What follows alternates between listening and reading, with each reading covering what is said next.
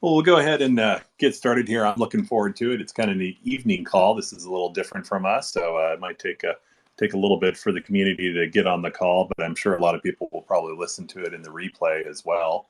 And I think I got my weeks mixed up, so you have me kind of co-hosting it this week, which I'm kind of excited about. And I think Jasper will probably cover next week, so we'll have a little bit of time to chat on a few things, as well as cover the short bi-weekly update that Mavi were somehow able to get out yesterday. But I'm kind of looking forward to it, especially since Joe's here with us today, and I don't think we've had all three of you on these calls for quite a while. Yeah, it's been some time, that's for sure. Yeah. So kind of looking at the agenda here, I figured we'd start off here a little bit. It's been kind of an exciting week, at least at least for those watching and there for it, but maybe a little less exciting for the team. But how's everyone doing here after kind of I don't know what you would call it, a ransack attack on the Discord there? How's everyone doing? And can you guys kind of share what it was kind of like? And does it played out on your end? That must have been, I don't know, maybe a little nerve-wracking or, I don't know, frustrating or whatever in there as the channels got locked before you could kick the perpetrator out. Yeah, I think Mav can go through that because I was mostly asleep. Yeah, so Mav, you probably don't want to replay it, but just walk us through it. Like when did you just realize, like, we got a problem, and then what happened from your end? You were kind of front and center on this whole thing all the way through. Yeah, as Lang has mentioned, it was a bit of a late night thing. So thankfully, I was still around, still kind of paying attention to some of the pings that started coming through from the community. And initially, it was a bit of a whirlwind, those first 10, 15 minutes or so. At least, I mean, the incident got shut down relatively quickly from what we've seen kind of elsewhere. In that first period, it was a bit of a blur, that's for sure. And then after that, kind of a long night, just monitoring everything, doing what I could to slowly get things back up and running. So certainly, I would say kind of two parts, right? There's the initial rush, and then kind of a long waiting period. And I think that's still kind of ongoing as we slowly put the pieces back in to the Discord. But at the very least, I think while there's obviously still some work to be done and improvements to be made, the kind of defense layers that we did have in place ensured that it could be kind of shut down quickly and the control regained. So at least that's, I guess, one small positive that came out of it, and that it could be worse. And then I have seen in some instances, Discord's completely lost, which would have obviously been a whole lot worse if that had happened.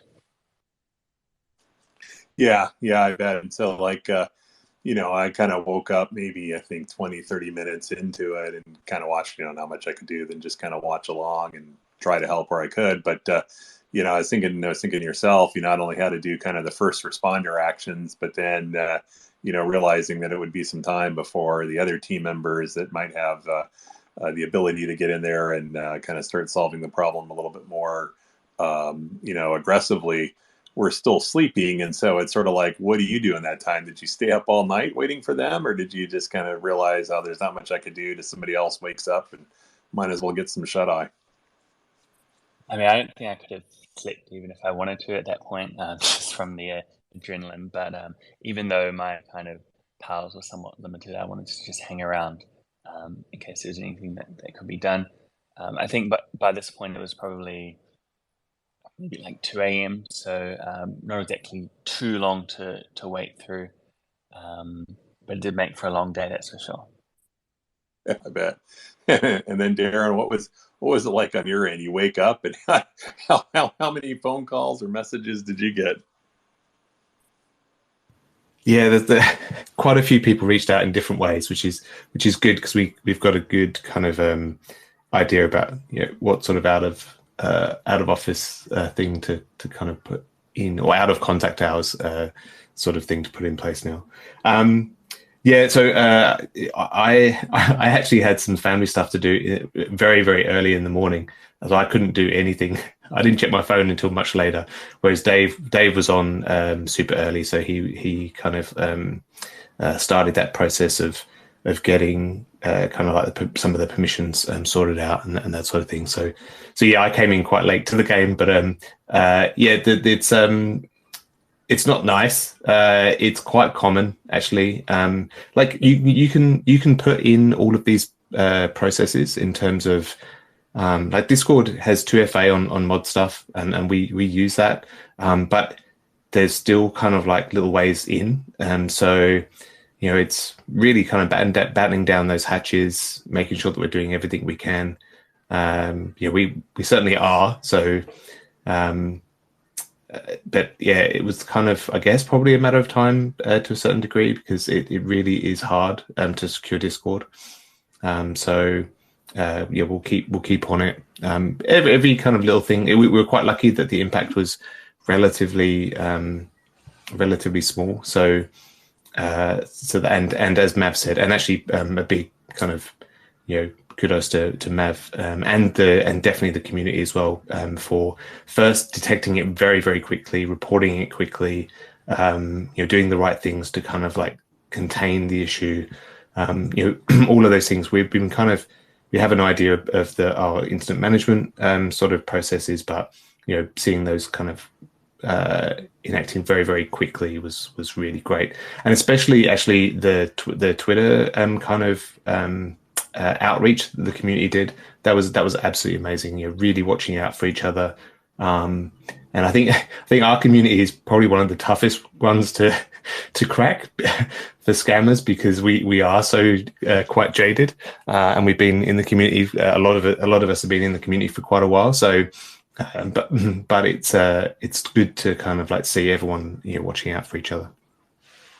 Yeah, no, that's exactly. I mean, that's when I woke up. It was tweets going off from Jasper about the Discord. I thought, what is he talking about now? And then, half groggily, I'm looking in there trying to figure out what, I thought I lost the ping server, and I was like, why is there only one? And how do I get into there to ask what's going on? Then I realized, oh no, it's the Rocket Pool server that I don't have access to. And then I was totally lost. It takes 5 minutes to orientate yourself again. But yeah, and I guess the one question I have, just for many of us that do use Discord and so forth, are there any? I know you guys did an excellent write up on the post incident and what you think the attack vector was, and things the team's looking at to kind of strengthen the resistance of it. But what are some of the things that community members can do just to kind of I guess be more knowledgeable? I mean, certainly Rocket Pool doesn't do airdrops, right? So it's probably a scam if somebody's asking you to do an airdrop. But like, what are some of the things that we should be doing just as users of Discord to maybe secure our own accounts? So I think basically 2FA is the best we've kind of have, which is pretty good. Two main things, or one main thing is, there's never ever a rush to do anything. So for me personally, I can be quite lazy, which helps out. If you see anything that looks like an opportunity or too good to be true, it'll probably be there tomorrow. So just sleep on it, try and cross-reference against different channels. That's probably the main way to go. You see stuff out on Twitter all the time. If you're trolling the depths there like I do, in terms of fake accounts promoting things, comes up on Reddit too. So a cross-check against those three platforms is usually a good idea. Yeah, excellent advice. And Darren, I think you were saying make certain that we have our two-factor authentication turned on as well. Is that what you were suggesting? Yeah. So two-factor, a really secure password, all the kind of like usual stuff that you manage accounts with. If you see any of these kind of scams or spam or anything, then we have a report scams channel that you can post it in. That's the best place to kind of go to if you see any of these things. That means that we can kind of like detect it and shut it down as soon as possible as well. That's that's what we can kind of do. Excellent. Well, hopefully it's hopefully it's kind of a good lesson to learn with very little damage. I think the attackers, they only were able to really have one person before things could be shut down actually come victim to their scam. So I think that's pretty good. But I guess it's a good lesson for all of us to just be very diligent about it and so forth. So it sounds like Mav can't hear hear it, Darren, when you're speaking there. So I'll kind of try to relay anything over for it. But let's move on to kind of more of the rocket pool stuff on the agenda here. And Joe, you're on here. Maybe you could talk a little bit. It's been a long time since we've talked to you. I've been hearing some rumors that you're working on 1.10.0. Is that true? And if so, what does it do? Yeah, I've actually been working on 1.10 for months now, pretty much since Atlas was released. I've been working on 1.10, and all of the 1.9 kind of point releases are just interim things for client updates and little bug fixes and stuff like that. What 1.10 does is the big primary change is this is the rolling trees or the rolling records release. So one of the pieces of feedback we've gotten the most is every 28 days there's a rewards interval, and it takes the Oracle DAO like 2 hours or 3 hours or whatever to calculate the rewards that need to be distributed to everybody and then submit those. So people have to basically wait until tomorrow to get their rewards, and they want to get it faster than that. And rolling records is kind of our answer to that query. Essentially, right now, what happens is when a rewards checkpoint passes, the Oracle DAO will go back in time sort of and calculate the attestation performance for every single Rocket Pool validator from the start of the interval 28 days ago to the end of the interval, which is basically right now. And doing that whole process takes a long time. The rolling record system will basically query the beacon node for details about the attestation performance of every Rocket Pool validator in real time as the interval kind of progresses, and it'll save that occasionally. It'll sort of snapshot it. So if you need to restart your node for whatever reason, it'll pick right back up where it left off, and calculating the actual rewards is done pretty much instantaneously because you already have a record of everything there. It's a little different than what we were doing before in the sense of this is the first time the smart node is really storing like its own state. It's not relying purely on the beacon node for all of the information. Normally, we tend to rely on the beacon node and the execution client for everything. We don't actually store any of our own stuff. But this was highly enough requested that we decided that we were going to do it. So 1.10 is basically a variant of the smart node that starts breaking down the whole stateless barrier and starts actually storing stuff like this to disk so you can load it quickly without having to constantly ping the beacon node. There are some other changes as well, a couple of little bug fixes and things. Patches actually fixed something today. Certain commands I forgot to put in the check to see if your primary execution client was syncing or if you needed to use a fallback or anything like that. So he fixed all that stuff, which is good. So now they all will check that and they'll all use the fallback if your primary is unavailable. There are some version updates and things. I've got all of the patch notes pretty much ready to go, but the rolling record stuff is something that I've been working on for a while, which is why this is sort of a major release. And you think not to put any pressure on you, but oh, and I apologize. I'm hearing an drop and join back in. ETA about when you might release already. Yeah, so we actually were doing a final test on Praetor right before this call. We had a rewards interval because it happens every 3 days on Praetor instead of 28. And that was the sort of go, no-go for me to test some of this stuff out. And what I can tell you is the next interval is going to use RuleSet version 6, which is just a small change from version 5. Basically, it only affects solo staker migration and makes it a little bit more fair for them, some of the rewards.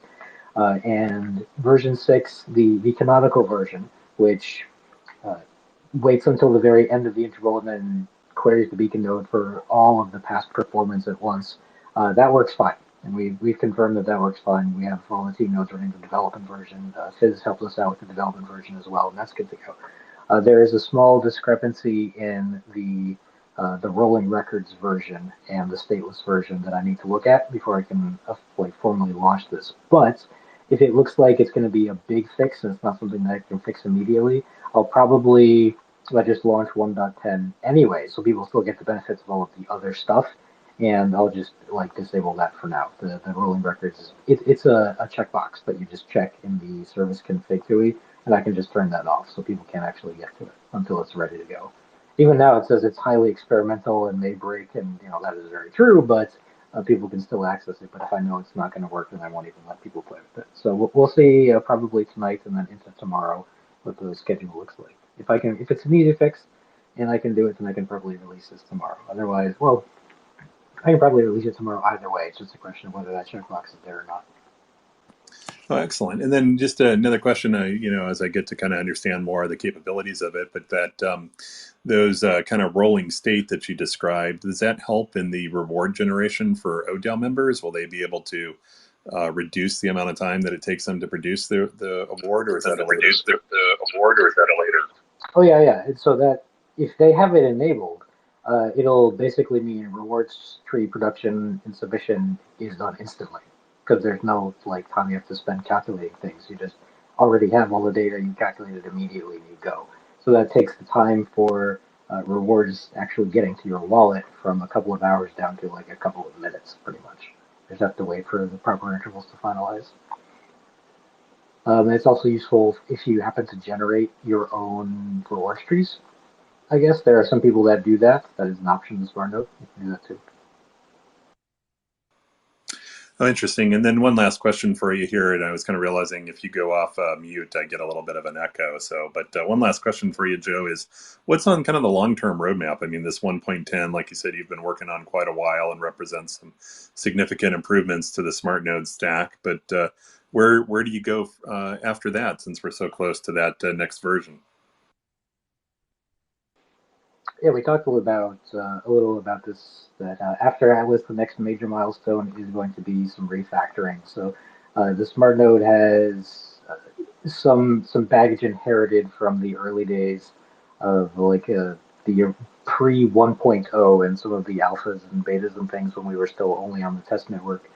And now that we know what the merge looks like, and we have a very good idea of kind of where the Ethereum roadmap is going forward, there are a lot of things I can change to make things easier, more amenable, more maintainable. I'll say I know Patches in particular can be happy to hear that. So there's just a lot of stuff that I want to do that isn't actually going to affect node operators at all, but it's going to be a huge quality of life improvement for the developers to actually build new stuff in and fix old stuff. So that'll be what I'm working on going forward pretty much after this. All right, excellent. Well, thank you, Joe, here. Maybe we'll continue on to kind of the topic about rETH holders. And Mav, I read through the biweekly here, and I recognize there was a tremendous amount of integrations this week. Are there any of the integrations that maybe we should take a little bit of time for you to kind of lead us through and share with those listening on the call? Yeah, sure. There are a few. Maybe not all new integrations necessarily, but kind of developments within some existing ones.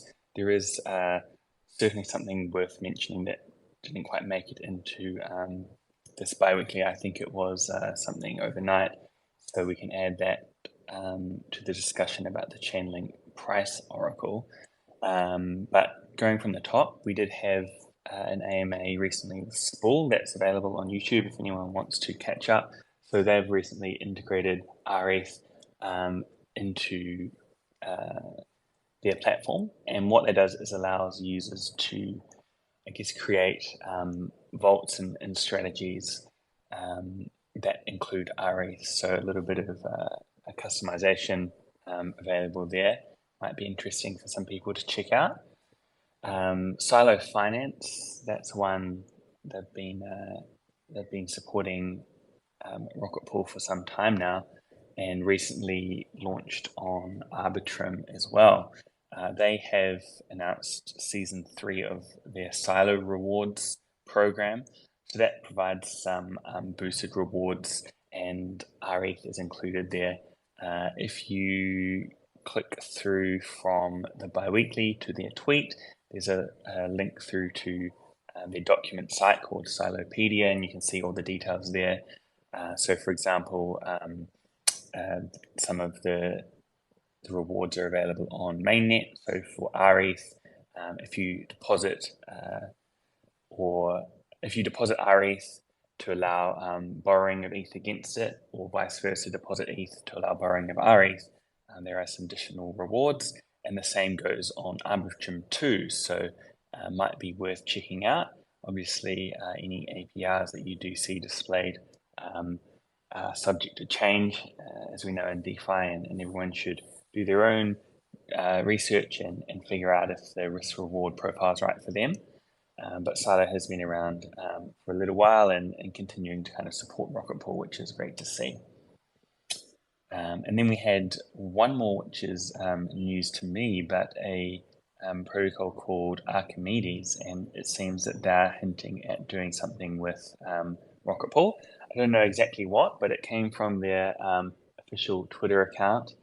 So it is public knowledge, and yeah, I guess it's wait and see, but be curious to hear if anyone has any ideas of what it might be. It appears to be something along the lines of a looping or hyper-staking strategy with rETH. That would be where my money would go. But yeah, we have to see what comes out of that. Then there were a few things that we discussed on the last week's community call with Jasper in terms of Raft, and I think Parallax. We discussed that too. I think Gravatar is new. So this final point in the list of integrations here, they've announced a boosted pool on Maverick protocol. So first of all, Gravatar, as we know, and that allows people to mint GRI against rETH. And then if you have GRI and rETH, you can go to Maverick protocol, which is a DEX optimized for liquid staking tokens, and you can provide a liquidity there. So GRI, rETH liquidity, and this is a boosted pool, so it has certain additional rewards. And yeah, that was announced by Gravatar, so it might be something else worth checking out. And then finally, the big one, the Chainlink price feed for RPL. We did discuss this briefly last week, but a recent development that is worth talking about is some of the numbers. So Marceau actually put out a couple of tweets in terms of what this price feed has supported, which is RPL being available on Aave. So if you could take, say, a solo validator, right, 32 ETH, you could take half of that ETH. The first step would be to convert it to rETH. And then against that rETH, you could borrow RPL. Now, all of a sudden, with ETH and RPL, you can spin up mini pools. Because you've borrowed the RPL from Aave, you're not exposed to the price. But what you are exposed to, of course, is the borrowing fee to get that RPL. So pros and cons, depending on your view of these different assets. But at least for Marceau's numbers, the increase in return would be 39% more. You would obviously have to manage the collateral potentially if the price is shifted around from those assets, but it does sound like it is a strategy that is worth looking into. It'd be interesting to see. I'm not sure if we can easily, but potentially there may be solo stakers out there who in the past have been concerned about having exposure to RPL. This is a strategy that they could potentially put to work. So just from enabling that price feed, we have the kind of flow-on effects to creating a lot more potential within the Rocket Pool ecosystem. So pretty good investment, and great to see some awareness starting to spread around that opportunity. Yeah, it's interesting, man, that the way you described it, because I caught that tweet earlier in the day. I'm not a big Twitter person, um, but I looked at it and it just didn't really kind of trigger in my head, right? But the way you just explained it, it is very innovative, right? It's almost a way of for folks that want to come in, form a mini pool, didn't want to take a position or an exposure to RPL, could go that route and do so, right? It's almost like I want to call it like a reverse restaking or something, or inverse restaking. Yeah, I got to go back now and read that post by Marceau and kind of understand it a little bit more. But I do think it is pretty interesting, and it is. We've waited so long for the Chainlink oracles, both on rETH and RPL, and now that they're finally here, it does really allow that next level of DeFi tools and integrations to use this compostability to create kind of innovative financial products like that. So, yeah, I would love One to. thing that's probably worth emphasizing is the fact that we know that a lot of node operators can be risk averse, especially solo stakers. So this obviously brings a little bit of DeFi into the mix in terms of that borrowing facility. So yeah, if there are solo stakers out there who really want to keep their risk low, this would add something additional in terms of, obviously you could position Rocket Pool slightly above solo staking, but this would be a little bit higher in terms of you being exposed to R-based smart contracts as well. So another thing to keep in mind, but still there's a lot of people out there who have different risk reward profiles, and this might appeal to someone who doesn't want to go full into DeFi with all their assets, but maybe somewhere in the middle. Fascinating. I'm gonna have to educate myself a little bit more on the possibilities that now exist. But thank you very much for sharing that. It's kind of spinning up my brain on a couple of other options that might prove very lucrative. Anything else on those integrations? I think we've covered them all from the biweekly. So if not, let's move on to kind of the dev team and some protocol development. And Darren, I'll go back to you on this thing here. There were a couple of things I had on the list here. The first two were some pretty significant posts by Kane. I feel like we got to get Kane on one of these calls one of these days. But can you walk us through each one of these things and maybe kind of explain to the folks listening what is being suggested for each of these? The first one was some on-chain PDAO governance. What does that mean, and what is Kane kind of proposing in a few sentences or a simple version?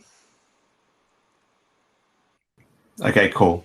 So I'll highlight the problem being solved first. So with the on-chain PDAO governance, so the PDAO is essentially how Rocket Pool is governed, and at the moment they have kind of a signaling mechanism through snapshot. So snapshot voting, we have snapshot voting in place. So any major decision about Rocket Pool goes through the PDAO and gets voted on via this mechanism.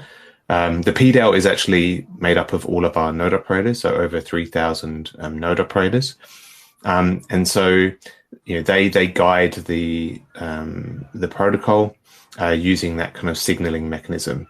But the PDAO doesn't really have any on-chain power. Some of it is kind of enacted by the team on behalf of the PDAO. And so there's always been kind of this thing where we will kind of replace it with some other with some sort of kind of on-chain power for the PDAO, and so that is what we're implementing with this. So there's a couple of kind of like elements to it. Really, what it controls. There's a couple of things that it controls. So the first thing is there's some settings, which we're going to kind of review the settings, but there's some PDAO settings that can be controlled, and so we want those under kind of like PDAO control going forward, and then so essentially what that means is the PDAO will be able to vote and change those settings, and it obviously takes quite a high quorum to kind of do that.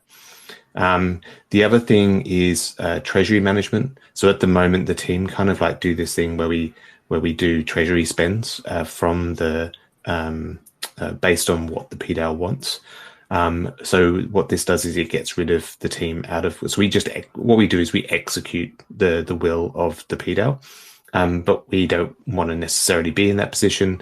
And so this enables essentially for it to be automatic. So that is essentially the IMC and GMC payments that kind of go to those two management committees so that they can kind of do their jobs and enact their charters. So that's essentially taking money from the PDAO treasury and sending it to those management committees. And then the last thing is kind of like a security thing. So it's basically being able to pause things if there's ever like a security incident. There's what we're proposing is like this security council that can actually act quite quickly to pause deposits and that sort of thing if there was ever a security incident.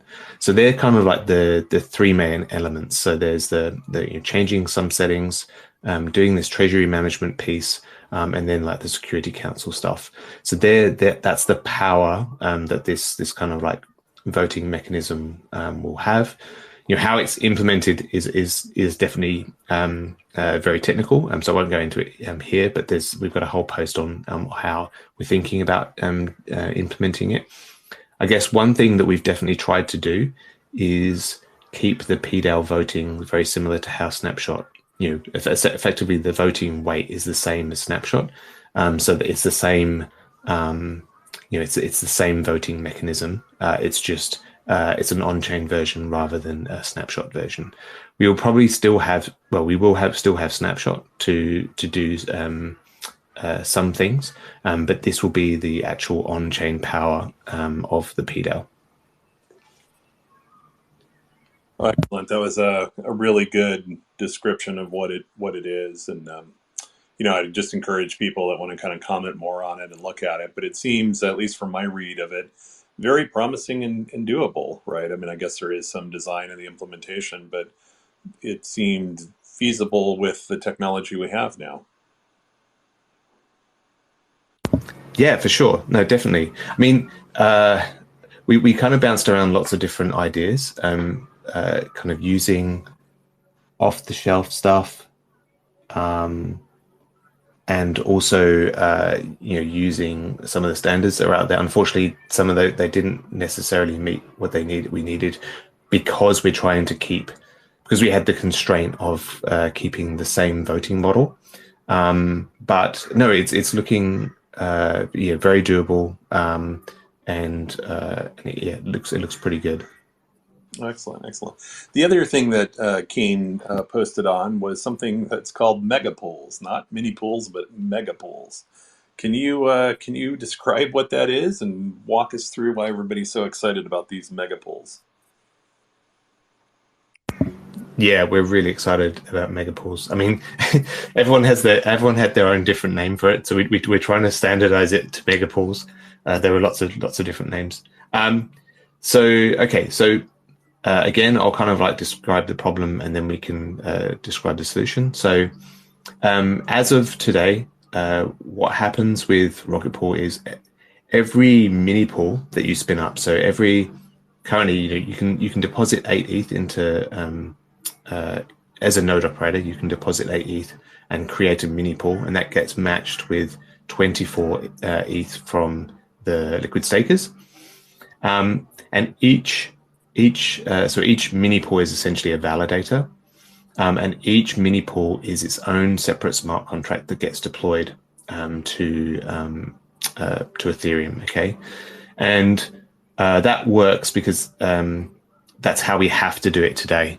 Okay, so that's just from a technical reason. It has to be. We have to do that from the withdrawal credential perspective. We have to do it that way. And what that smart contract does is it kind of handles all of the splitting of the funds. When it comes back from the beacon chain, it handles the split that says this amount belongs to rETH liquid stakers, this amount belongs to the node operators, and here's their commission and all of that sort of thing. It handles some other stuff as well, out of logic, but that's basically the idea.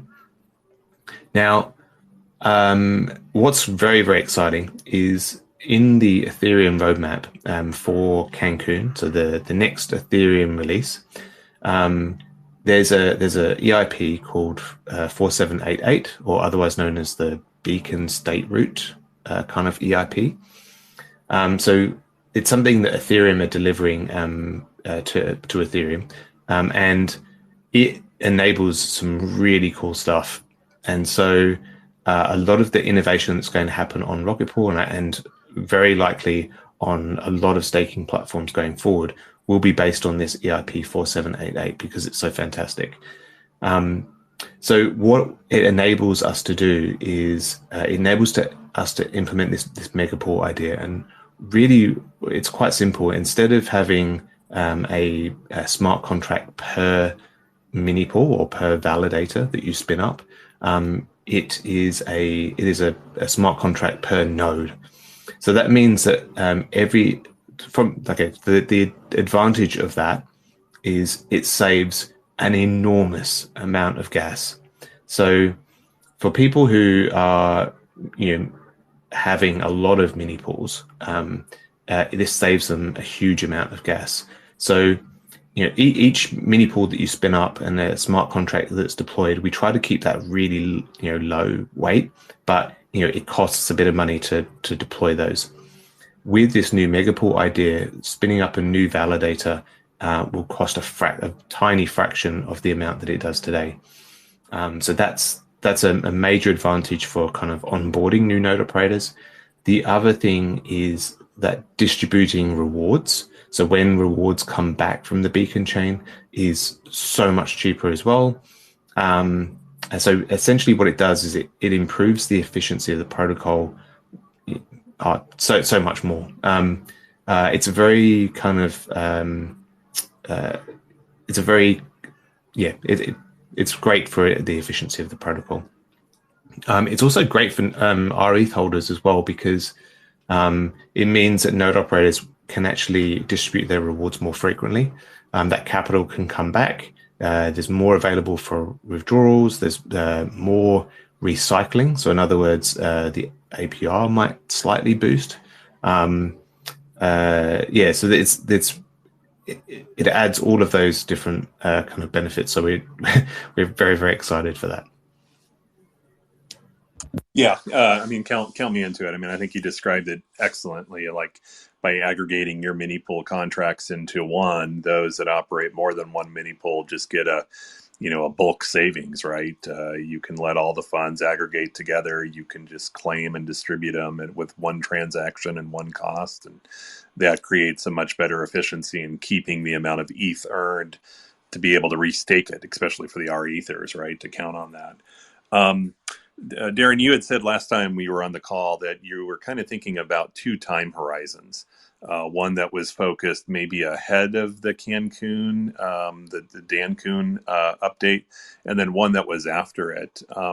Could you talk a little bit more about that and like what items that you're trying to shoot for on each? I don't know if you sorted that out, but in particular, this last one, Megapools, is that one that I guess it needs the EIP 4788?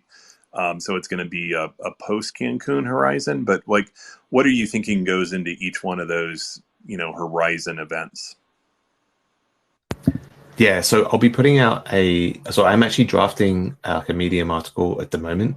The reason why I haven't necessarily put it out is because there are a couple of things just to lock down in terms of the scope. I don't want to put out kind of like scope that, like everything is an estimate anyway, but I want to be a little bit more sure than what we are at the moment. So Kane's doing some stuff to kind of to do that. And these posts, the posts that he's putting out in terms of the PDAL kind of governance stuff and the mega pools kind of aim to lock some of that down. So in terms of so there are kind of three. Or there's two horizons really. So the first horizon is before Cancun. The ones that we've got kind of penciled in for those are around the PDAL voting governance, There's a couple of like smaller things. There's also potentially stake ETH on behalf of a separate RPL reward, RPL withdrawal address. We're also having a look at the penalty system to see whether that might be something that we get into that first horizon. Although that release is quite big already. We want to try and do kind of like we don't want the releases to be too massive because it's quite difficult to get them out. But we're looking at the penalty system to see whether that will fit in that release. The second horizon is post Cancun, and so that they're some of the things that require EIP 4788, for example. So megapools is definitely in that bucket, and there's a couple of other little things in terms of one benefit of kind of like megapools potentially is we get rid of the ODAO scrub process. So there'll still be kind of like a wait period. You'll still have to wait a period to get your validator in, but the ODAO won't be involved in doing scrubs anymore. So that's one thing that will probably come with megapools because they're kind of related. Another thing that might be in there is things like trustless price submission, but we're kind of having to like do a little bit of analysis on that to see whether that's possible as well. So we're trying to get a little bit of the ODAO, duty stuff into that release. But there's a whole heap of other stuff that we've been kind of designing, kind of like draft designing, doing the analysis with, working with Noshua on in terms of like the post that third, probably the third horizon after that, which includes a lot of the ODAO reduction duties as well. So, that's going to be an ongoing thing. There's probably like 3 or 4 different time horizons that we're talking about there. But we've kind of got those things kind of, penciled into each bucket at the moment, and we're kind of working towards that. Yeah, well, I definitely look forward to that Medium article from you. One thing that I didn't hear, and maybe it's just being figured out where it is, or maybe it's still contingent upon forced withdrawals and some other risk analysis here. But what about LEB4s or ultra low ETH bonded mini pools, ULEBs? Any thoughts or discussions about where those fit in the timeline? Yeah, so that's got to come after megapools, because megapools add this whole new level of efficiency. And so it makes LEB4s much more cost effective. There are probably still a few things we need to do in terms of, so that will basically mean that they're cost effective. We also need to make sure that they're safe. So there's a small amount of stuff that we need to do around that to kind of like make sure they're safe. Just to cross our T's and dot our I's. But that is a possible for not post Cancun, but probably after the one that's after Cancun, if you know what I mean. After the megapools one, that is a possibility. But we kind of have a bit of discussion to do. But there's plenty of time to kind of like do that in between now and when we do megapools anyway. So we can kind of have that discussion between then and there and decide when or if that goes in. Yeah, one of the things I was thinking about, and I can't say I really thought it through completely, but in the case of megapools, you've kind of you've aggregated the collateral of the node operator. So even in these risk case where somebody might do MEV theft, well, that's great. Let's say you're running a megapool of 20 mini pools, and when you get a lottery block and you steal it on one, well, you've got your node operator deposited on the other 19 that could be encumbered, right? And used to offset it. So you may not have gained completely, right? I got to think it through, but it could really change some of the logic or some of the assurances, because you've collateralized, as a collective, your mini pools. So I'm definitely looking forward to that article you're working on and kind of the further analysis by the team and some of the other community members. Yeah, and that's exactly it. That so yeah, Megapause is kind of like a foundation stone for a lot of that. Yeah. You were also last time hinting a little bit about this website design that Nick's been working on in the background. We keep getting hints about it. What's the latest on that? When do we get a sneak peek of it? What's it going to look like? We're all kind of curious.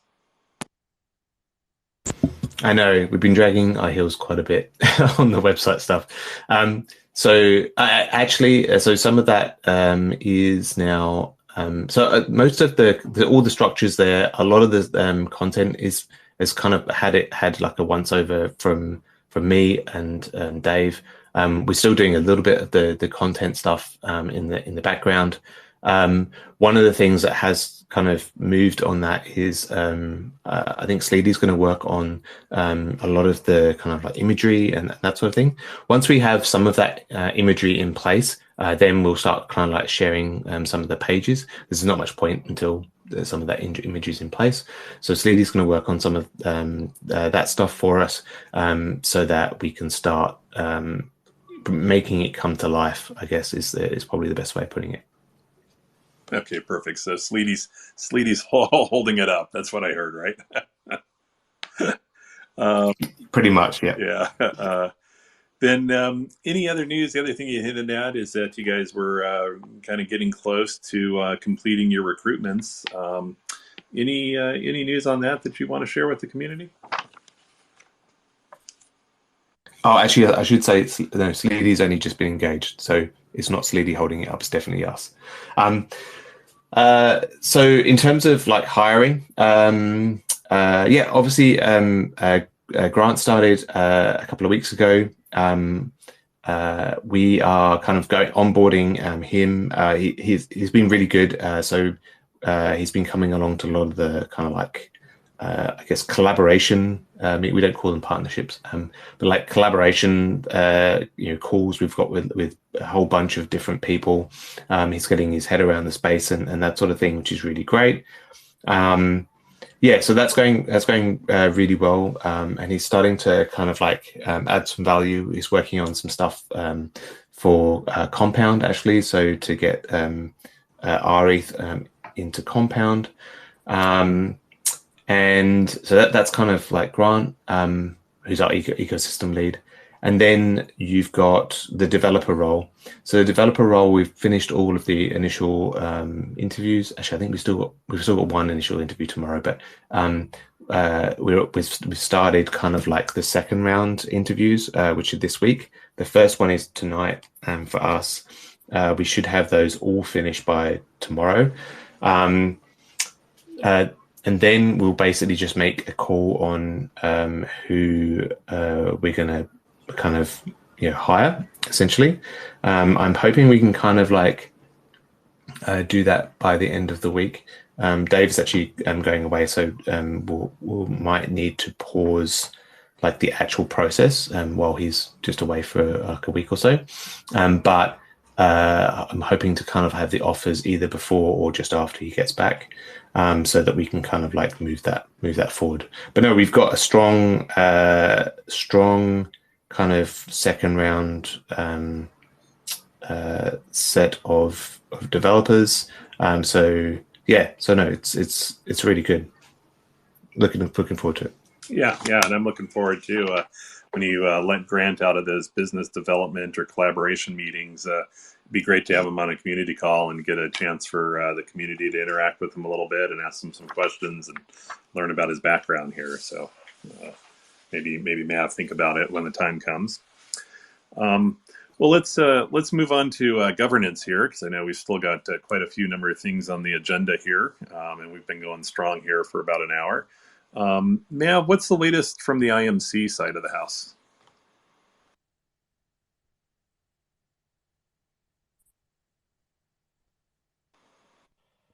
Hey, can you hear me, Ken? Got you right now. Okay, great. So over in IMC land, we did have the latest budget posted. I think that's period 12, so that's available for review. Aside from that, I think most of the activity's been more around general governance topics, and there's certainly been a lot happening in the GMC. So maybe we want to chat about that. Yeah. Let's move quick to GMC. I think one of the quick things that happened is the latest grants window closed. The GMC is trying to move to kind of a much more frequent grant window. I don't want to misstate, but I want to say it's trying to become monthly here, if I recall correctly. I'm on the committee. I should probably have that down packed, but it's moving from the quarterly to a much more frequent frequency. And I think it's great. Sheffrin, who's kind of the administrator of the GMC now, has just, in my opinion, brought a lot of order and just rigor to the GMC to hopefully kind of get it moving as a fine oiled machine here, hopefully. Yep, exactly. So there's a couple of posts in the DAO governance forum from Shifrin, and they're linked from the biweekly. These were raised a few days ago, and on one of them there is a poll, so you can have your say and indicate whether you kind of support or oppose what's being proposed there. So yeah, the monthly cycle is indeed what is being moved towards. Not sure if that will make it easier or harder on the GMC themselves, but I think for people putting in submissions, it will certainly be a welcome change. And then there are a couple of other things regarding, say, the retrospective award cap, which is currently in place but is up for being removed. I guess considering the time at which the GMC was kind of up and running with respect to the rocket pool ecosystem, there has been a lot of work that's been done in the months, indeed years leading up to the GMC's creation that potentially is worthy of being awarded. So that is something that's been discussed too. And then the other one was around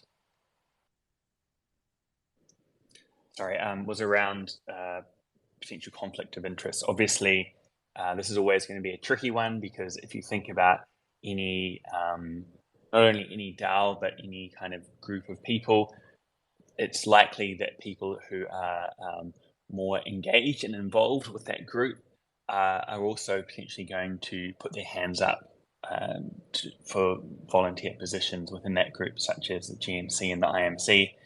And if these are people who are involved in doing a lot of work for the group or the DAO, they're potentially going to be up for receiving compensation from the GMC. So how do you kind of manage that process in terms of some potential conflicts of interest?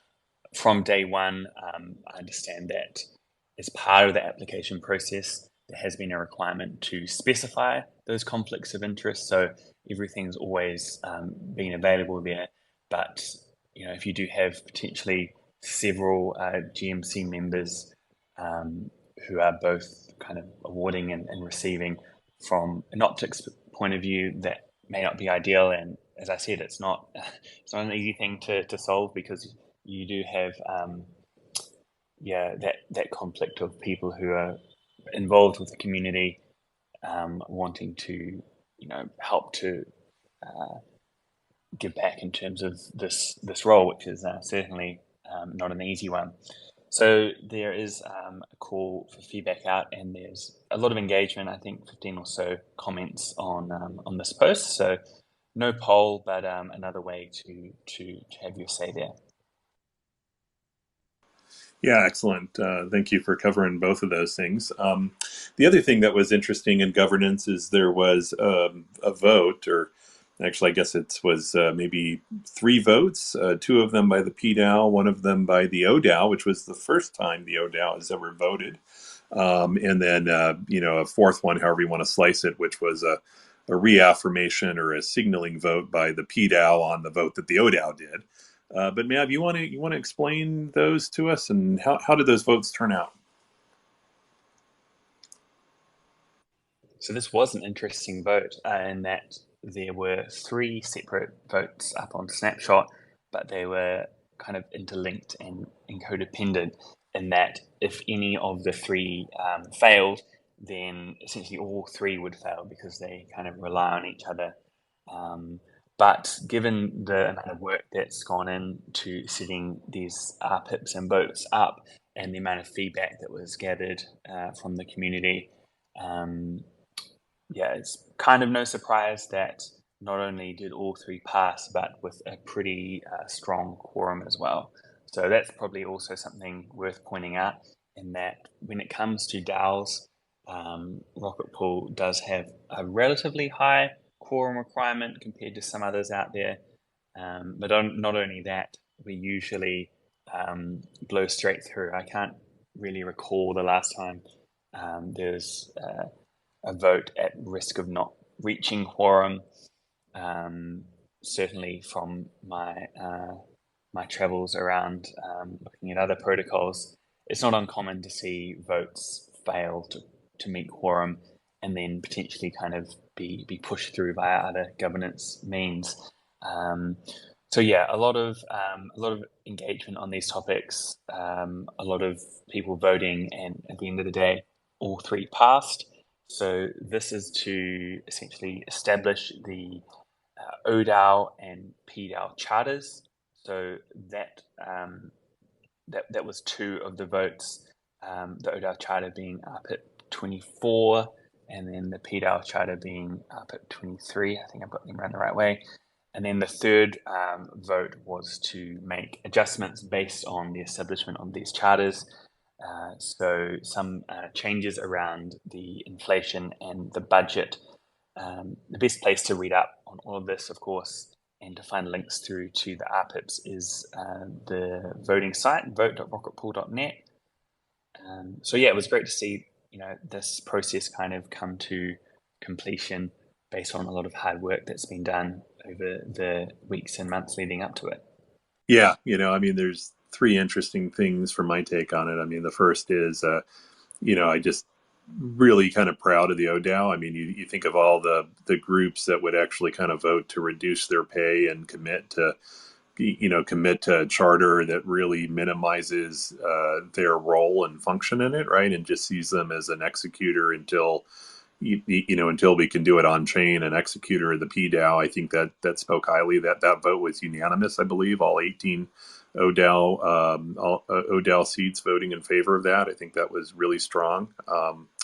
The other thing that I think was interesting from my point of view is, this conversation has been, in the works for quite some time. There was actually a lot of controversy and debate about what the charter of the ODAO is versus the PDAO, and it seemed like this would be perhaps a contentious just viewpoints in there. And maybe it was just Val's effort. He just spent tremendous time trying to collect these thoughts and make, and communicate them back and forth between the ODAO, the PDAO, and so forth. But it was, pretty amazing at the end to see just even on the PDAO side, I think it was almost, 99 some odd percent in favor with just a small abstention of votes, that it really showed that we were, even on such this very early controversial issue, we were really much aligned when it came down to it at the end, once we were able to kind of work through it and organize these things. So I think, my hat's off to Val for the efforts that he put in this thing and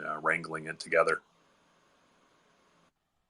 Your first point is very true. When you're talking about things like DAOs and decentralization, and then of course anything to do with tokens or money, not just in the world of crypto, there's usually a lot of controversy, and it probably speaks to the quality of the ODAO members.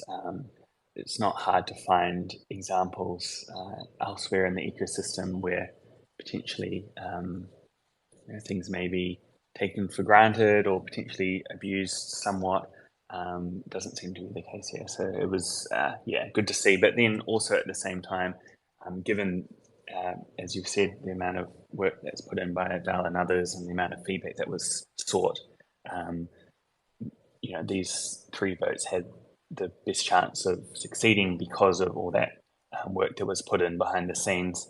And if someone wasn't necessarily following this process, you might not appreciate that. You see some votes crop up and they get passed, but it takes a lot of time to get to that stage. Yeah, absolutely. Well, another vote that's kind of in there. Well, it's not even a vote. It's just a discussion right now. It's very much under research. Has been a very active and I think perhaps a little complex or intertwined discussion, and certainly one with a lot of differing viewpoints. But this is one about considering possible changes to the tokenomic structure for the RPL inflation. I don't know, Mav, or if any of the team members have been following it, but it's buried in a thread called the RPL staking discussion under research.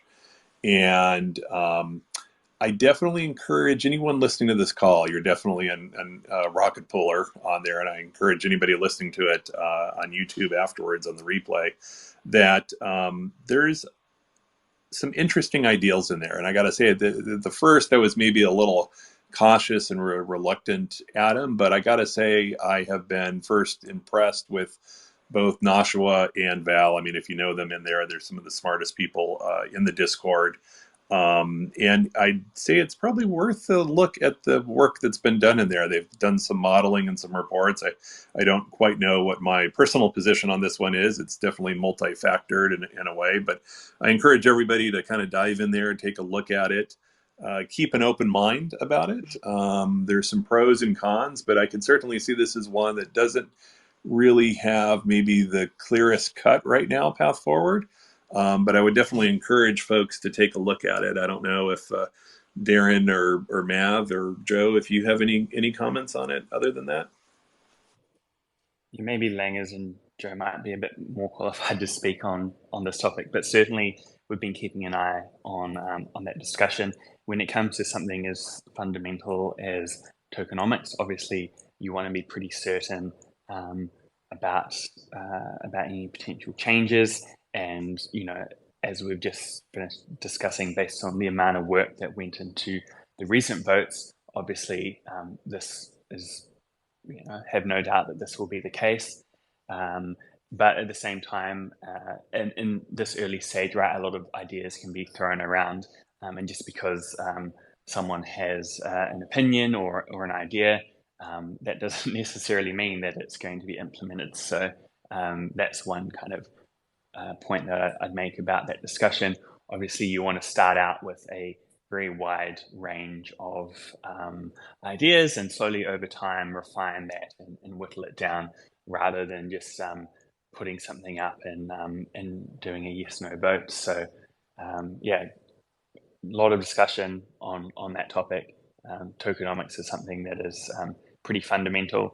So again, this is probably not going to be a quick process, but always good to have that conversation, whether it does lead to something right now or sets somewhat of a foundation for changes that take place in the future, whether that's months or years down the line.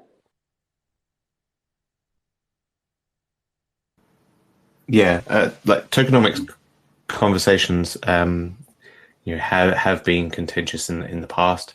I think it's good. This is the great thing about the Rocket Pool community. It's filled with lots of different people, and it means that we can kind of explore ideas, kind of toss them around, see what kind of works, what sticks, what people are interested in. And so I think that's fantastic. And those guys are really good for putting this out there. At the moment, I was only really made aware of it today, so I haven't jumped into it yet. But I will kind of have a look to see, what what things I can put forward in terms of, thoughts. But yeah, so no, it's interesting, and we'll kind of move forward and see. But that's kind of like, living in a DAO is there's lots of different opinions, lots of different ideas, and that's what kind of makes Rocket Pool better and better. So that's it's exciting. Yeah, that's definitely what I was thinking. I mean, it's it was definitely interesting for me that I'd say maybe had a little bit of an adverse reaction to it, to just trying to understand a little bit more of what's being proposed and digested. And I'd say it takes a little bit. It's very, multi-factored and interconnected. It takes a little bit, I think, to grasp it. I still don't know if I've quite formulated an opinion or position on there. It's as you said, it's something that shouldn't be taken lightly and needs to be well thought out and researched and explored in there. But I definitely wanted to call attention to it, folks. If folks are interested on it, it does take a little bit. And I guess one question, Darren, for you might be is, I know that FireEye's played an important role in some of the early tokenomic designs, and thought, this might be an interesting thing to get some of their opinion or input on it, or perhaps even if they could just share some of their historical design thoughts to it. I think the most of the conversation is about designing for the future, but it sometimes helps, I think, to understand the design of the past that might be relevant a little bit as we plan for the future. Yeah, I mean, to be honest, like FireEyes, would be good. I think a lot of their stuff goes through, is it Wildfire now, maybe? But it is good. I think FireEyes, we used FireEyes before we had we've now actually developed a very, very strong base within the community. So I think we actually do quite well, even just standing on our own. But that is definitely kind of an option, is to kind of engage FireEyes or some other kind of group as well. Yeah, it's funny in this that I actually posted something similar to that today in that thread that said, I think I'd take a group of Rocket Pool community members over any of the tokenomic design firms that are out there, right? I do honestly think we can compete with the big guys. So. Interesting on there. Mav, maybe there you go. There's a diversification for you. yeah, exactly. Yeah, exactly. I mean, that's honestly one of the things that attracts me to Rocket Pool, is just the sheer amount of intelligence and commitment and contributions by the community as a whole. I think that's as that's probably one of its unwritten strengths that are in there. Maybe Mav, there were a few things on the media and marketing side here as we're coming to the last kind of parts of today's call. Anything from that area in the biweekly that you want to mention on the call from media and marketing? Yeah, sure. Let's go through that. There were a few different calls and AMAs over the past couple of weeks. One that I would strongly recommend people to take a listen to and put it near the top as a result is Langers, who joined a panel on staking that was hosted by eBTC protocol, which is a Badger DAO initiative. Sorry. And what I liked about this is it wasn't just another staking panel. There are a lot of them out there. A lot of the questions can kind of get repeated over time, but this was a bit more exciting. So highly recommend people to tune into that one. And at the same time, we of course have our weekly Twitter Spaces. The last couple we had some guests on that included Raft and VMAX. We also had a bonus AMA that was at the end of last week with Spool, and these are all available on YouTube if you want to catch up there. And then I had a few things. I jumped on a panel discussion with Staking Circle. I briefly joined a community call with Nexus Mutual. And then there was a Twitter space with Davos Protocol, which I joined as a guest. The second of those three, Nexus Mutual, was to discuss a proposal for Nexus Mutual to deploy some of the ETH from their treasury and liquid stake it with Rocket Pool. So that went to a vote and ended up being passed over the weekend, which was great to see. So at some point if not maybe already. I think it was around 14,000 ETH or so. So not a small amount. Is going to get converted into rETH, and then at the same time, Nounsdale, which we've talked a little bit about in the previous calls, their similar initiative to diversify their treasury into rETH has gotten underway, and I think there's a few transactions that have gone through already with them picking up rETH. So great to see that initiative for DAOs to diversify their treasuries and help to secure Ethereum in a decentralized way, gathering momentum. Another example where a lot of work's been put in behind the scenes by different community members.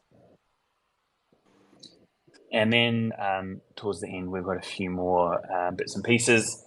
There is yet another listing for RPL on an exchange. Obviously, just like with DeFi protocols, it's very important that you do your research before entrusting your assets to any exchange. Then there was a YouTuber who put out a video about Rocket Pool in German, so I can't speak to the quality or or the specific content, but I am aware that the tax laws in Germany are somewhat unique when it comes to crypto. So there's certain advantages and disadvantages as a result. Obviously, not tax advice, but I'm guessing that was part of the video based on what I could gather from Google translating some of the text. And I think, one or two people in trading also helped to do a little bit of a translation on the fly there. And then some other coverage of Rocket Pool was a piece from Coin Time. I think they were looking back over a longer kind of time period and tracking the growth of rETH, which, as we know, has been pretty strong over the past 3 or so months post Atlas. And then there was another excellent animated thread from Token Motion, this time talking about rETH. That is definitely worth checking out. And then the final point was a dashboard project, which is in beta. They're developing a staking dashboard similar to what you might see on, say, DeFi Llama or staking rewards or the like. And they've just reached out to the community via Twitter to see if anyone had any feedback. I think there are a couple of points that were raised in trading, and I passed them on. And that is marketing and media for the past fortnight. I was going to say, not much happened in that space. Then it's always amazing to me just how much happens every 2 weeks in this space, right? It's almost like you could fill up a daily show with everything that happens in Rocket Pool. I had on the agenda here for the remaining items here, I had just a quick mention of conferences. I know the team isn't yet committed to attend any of the conferences, but is looking forward to DevCon when it launches in Southeast Asia, and then ETH Denver next year. But I get the privilege of representing the protocol at the permissionless conference, which is the Bankless sponsored conference this year. And one cool thing that they'd sent me, and I posted in trading, and we'll get out on the channels here, but there's a discount code folks can get if they're also planning on attending the conference. It's September 11th through 13th in Austin, Texas. They said they're anticipating about 6,000 attendees, which seemed like a really good number to me. That's in there, but they gave a discount code of 30% for anybody in the Rocket Pool community, and the discount code is Rocket Pool, all one word, Rocket Pool 30. And folks can get 30% off the tickets there. I also think you might be able to get a little bit better discount if you join the Bankless community and their little Bankless badge. I think it's, if memory serves me right, $50 or whatever. And I think they've got a slightly better discount code if you want to do that. But if not, at least use the Rocket Pool discount code. I'm getting a little on that topic. Yeah, I was going to say I'm getting a little topic of conferences as well. Yeah, sorry about that. I'm getting a little nervous about the conference because it's a panel discussion, and these yet another staking panels seem to be incredibly popular. So I don't know, Darren, how you keep doing them, but like the demand for them just seems to be still through the roof. Yeah, I think the kind of rise of the LST Fi stuff is kind of like is a continuation, which is really good. The panels, no, the panels are good. I've done quite a few now, so I'm a bit more seasoned. But no, they're good. And actually, in fact, a lot of them are kind of like have different angles that they're approaching things, which is really good. I mean, it's interesting as like a person on the panel, but also interesting for people listening as well. And then Mav, I'm sorry, you were saying something. I think we kept stepping on each other. Yeah, just this morning we coordinated not exactly a panel, but an opportunity for Langos to speak about Rocket Pool next week. So you're right in that it's not slowing down. But on the topic of conferences in general, last week we had a bit of a chat in the team about our conference strategy and looking at other potential conferences coming up in the next few months to see whether there's anything else that we might be able to attend. Certainly this week it seems like the entire industry is in Paris. I can tell that from the frequency of communications with DeFi protocols. A lot of people are kind of otherwise occupied or operating on a European time zone. But yeah, there's maybe a couple of others a little bit closer to home that are easier to reach from Brisbane.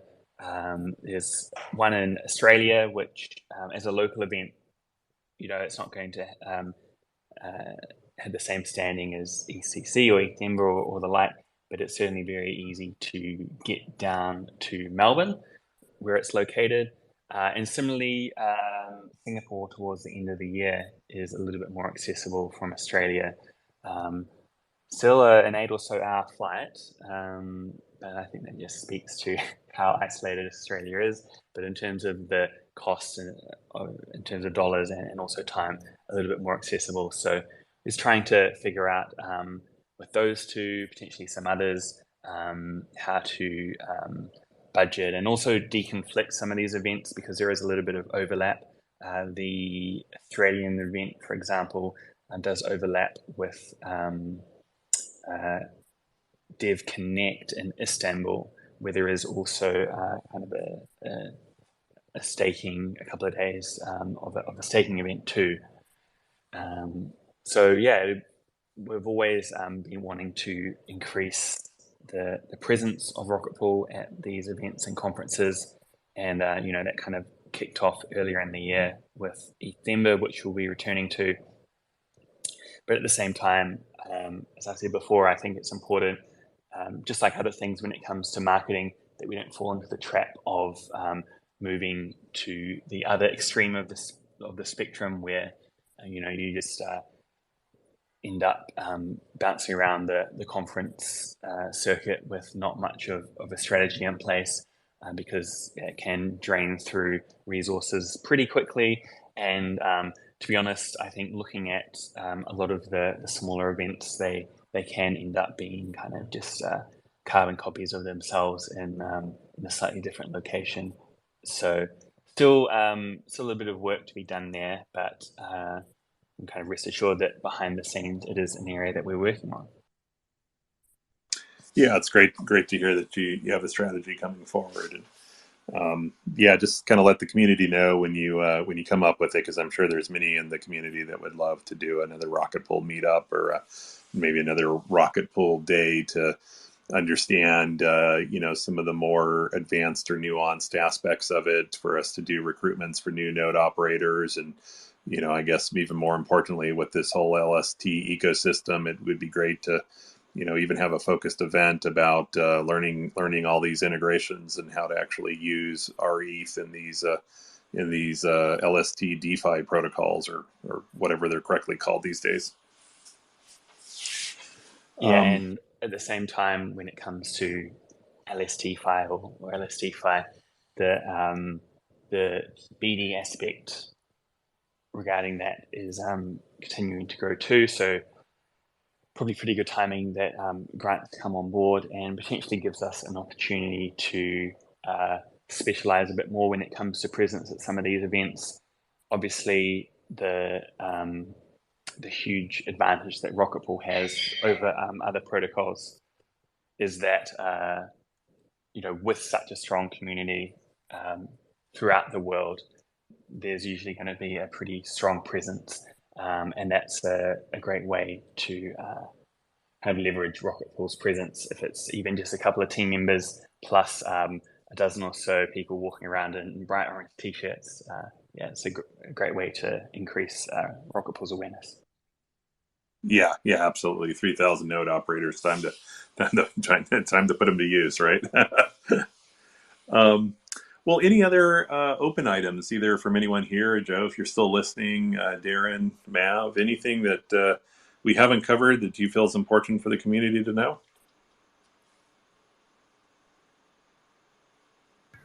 No, I think we've covered everything really well. I think it's good. Can you hear me okay? Yeah, Joe. Good. Before we head out, I just wanted to give the community again a sincere thank you for being as diligent about airdrops and hacks and things like that as you are. I think you guys handled it admirably, and I'm really proud to see that there was pretty much no damage done. Super awesome to see.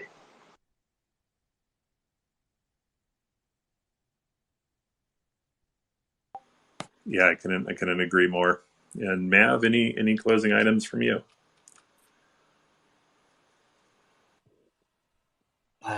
Usually I do a plug for the upcoming calls in the events section of Discord. Right now we're still sorting through a few.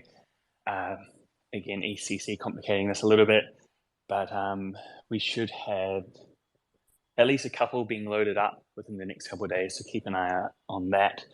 Obviously, we always have our weekly community call, so that will go ahead as usual, and probably good chance that we'll get Jasper on to host next week. Yeah, and do think about when you're ready to release Grant to trading, bring him on one of these community calls. And the one other thing, there was a suggestion in the ODAO charter about having the ODAO engage a little bit with the community and the PDAO, and so maybe we've always had the ideal of inviting some of the ODAO seats to maybe come and share a little bit about themselves and their background. That might be another opportunity to get some more special guests on the community calls. Yeah, strongly supportive of both of those things. I still remember my first trial by trading on the Twitter space. Don't think I'm ever going to forget that. It's quite the experience. So yeah, we'll certainly get Grant on to share a little bit about his background soon. Perfect. Well, it has been an absolute pleasure to host today's call here. It's always something I look forward to every other week, and thank you, Jasper, for letting me kind of switch weeks with you here. And it's been a pleasure talking to all three of you today. Thanks, Ken. Cheers, everyone. Thanks for hosting, Ken. See you guys. Bye. Take care, everyone.